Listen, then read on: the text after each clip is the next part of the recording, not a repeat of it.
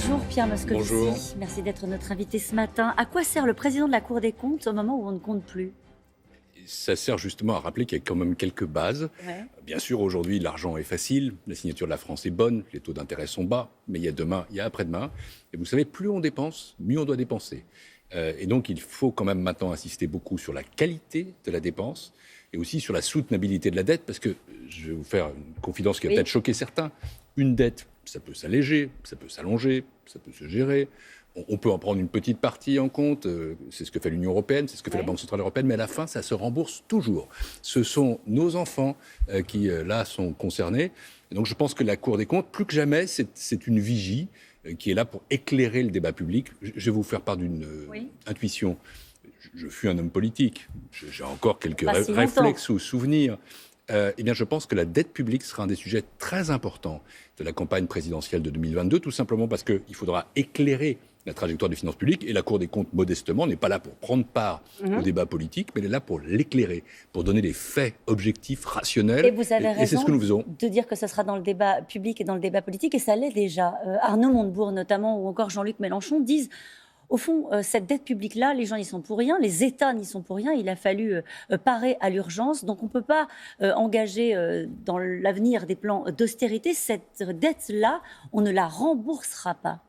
C'est pas parce que c'est Jean-Luc Mélenchon et Arnaud Montebourg que je connais bien par ailleurs, mais je dois leur dire que ça ne me paraît pas sérieux.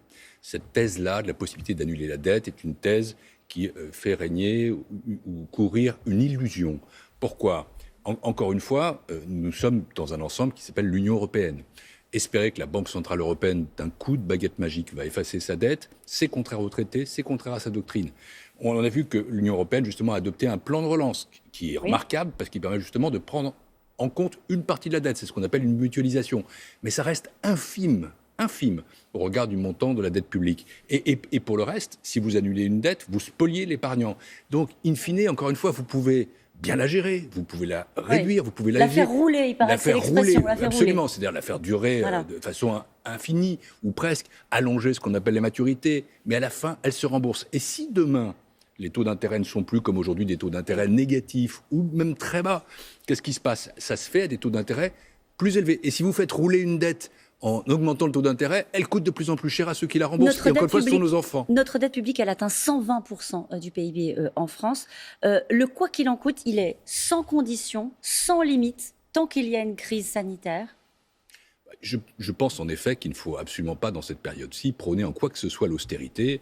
Il y a une situation qui est tellement exceptionnelle qu'il faut des mesures exceptionnelles. La santé avant tout, le soutien à l'économie, aux hommes et aux femmes qui sont en difficulté. Donc il n'est pas urgent de ralentir le rythme des dépenses, ou en tout cas d'avoir... Ça, c'est un autre sujet que le Parlement doit discuter, puisqu'il est saisi du projet de loi de finances. Et je pense que dans le moment, encore une fois, ce n'est pas l'austérité qui doit l'emporter, mais toujours la qualité de la dépense publique. Il faut voir si la dépense est utile, si elle est efficace, si elle est performante. Ça, la Cour des comptes le surveille encore aujourd'hui sur le plan de relance. C'est ce que nous faisons tout le temps. On le fait sur le plan de relance. Et je peux vous dire déjà que le rapport public annuel de la Cour des comptes, en avril ou mars 2021, et puis celui de 2022, seront sur les suites de la Covid. Et pour les finances publiques, l'appréciation que nous portons sur la qualité des programmes qui ont été suivis. Mais pour revenir à la dette... La qualité, pardon, c'est en fonction de quoi ? C'est efficacité ? Est-ce que c'est par exemple que le plan de relance soit redirigé vers des investissements verts, par exemple ? Est-ce que c'est ça la qualité des finances publiques ?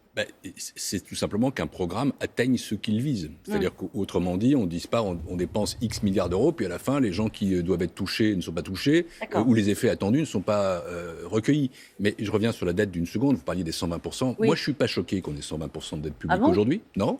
Pourquoi ? Parce qu'on peut... Même quand la main est à 77 ? On peut la rembourser. On peut le faire, justement parce que les taux d'intérêt sont bas, parce que la signature de la France est bonne. Mais quid de demain ou d'après-demain ? C'est la raison pour laquelle il faut déjà prévoir comment, après la crise, on retrouve une bonne trajectoire de dette publique. Ça veut dire qu'il faut déjà penser aux réformes de structure ? Ça veut dire que Bruno Le Maire a raison quand il dit « Attention, il va falloir repenser à la réforme des retraites ». Il a raison ? Alors, réforme de structure, bien sûr. Après, je ne me prononce pas sur ce que sont les réformes de structure. Le mot réforme structurelle a toujours été assimilé à celui d'économie, d'austérité. C'est pas du tout ça. Une réforme structurelle, c'est une réforme qui permet de préparer l'avenir. C'est celle qui accroît ce qu'on appelle le capital humain, l'investissement, l'éducation. Pour le reste, encore une fois, ce sont des choix politiques dont je ne me mêle pas. Vous ne mêlez plus. Plus. Ça, c'était votre vie d'avant. Alors, les collectivités sont inégalement impactées. C'est le rapport que vous avez remis hier. Ce sont les départements qui sont les plus exposés avec une dégradation de leur situation financière. Là, les gens qui nous regardent se disent, bon, en général, quand on dit ce genre de choses, ça veut dire que ça correspond à une hausse des impôts dans quelques mois ou dans quelques années. La première chose, un petit point, les collectivités locales sont impactées naturellement. Pourquoi ? Oui. Parce qu'elles ont fait des dépenses pour venir en aide à leurs concitoyens. Elles ont été au rendez-vous de la lutte contre la Covid, et ça, je veux les saluer. Elles sont impactées moins que d'autres, parce que leurs compétences sont moins étendues, et parce que leur situation financière était plutôt bonne. Celles qui ont été le plus impactées, ce sont en effet les départements. Pourquoi ? Parce que les dépenses de RSA ont cru de 6,5%, parce que les aides aux établissements médicaux, sociaux ou sociaux tout simplement, qui sont leur cœur de métier, ont augmenté face à la détresse. Donc, mais ils peuvent faire face. Et je crois que les départements peuvent faire face.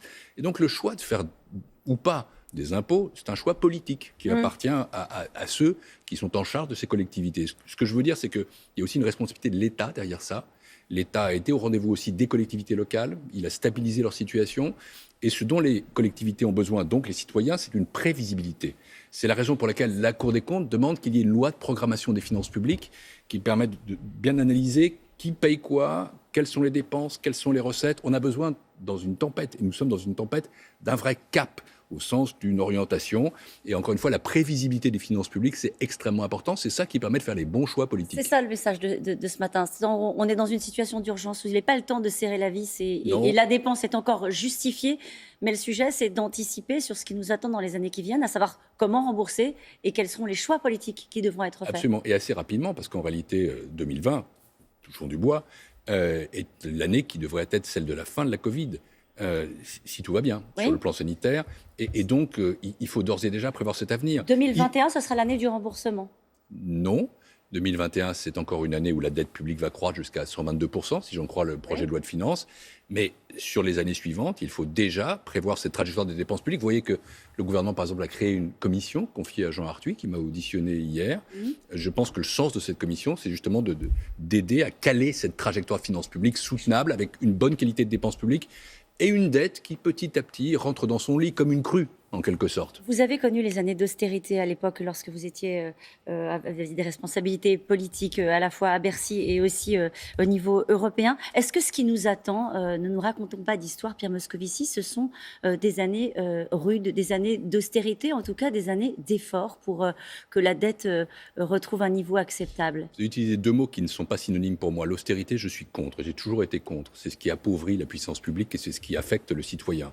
Et nous allons vivre longtemps avec une dette publique élevée, j'espère pas aussi élevée, avec une dépense publique élevée. Nous ne sommes plus dans le même univers qu'avant, et la Cour des comptes n'est plus dans le même univers qu'avant. Mais l'effort, oui, parce que, in fine, quand même, cette dette publique, on ne peut pas éternellement la faire rouler, on ne peut pas espérer l'annuler, et donc il faudra la traiter. Et la traiter, ça veut dire chercher les moyens de la rembourser. Alors comment ?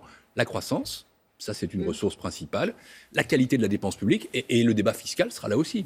Même si je suis, on le sait, plutôt hostile aux hausses de prélèvements obligatoires dans une situation où nous en avons déjà beaucoup, mais ce débat sera là. Ce sera un choix politique et ce sera le choix de la présidentielle. Une dernière question tout de même, là c'est votre ancienne casquette d'ancien commissaire européen.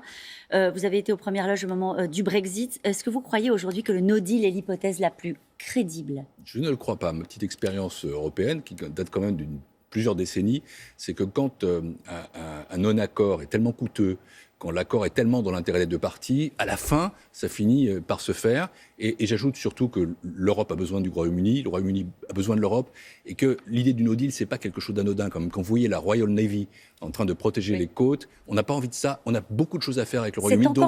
C'est encore jouable. Ça me paraît, je suis prudemment optimiste. Merci beaucoup Pierre Moscovici, c'est à vous Laurent.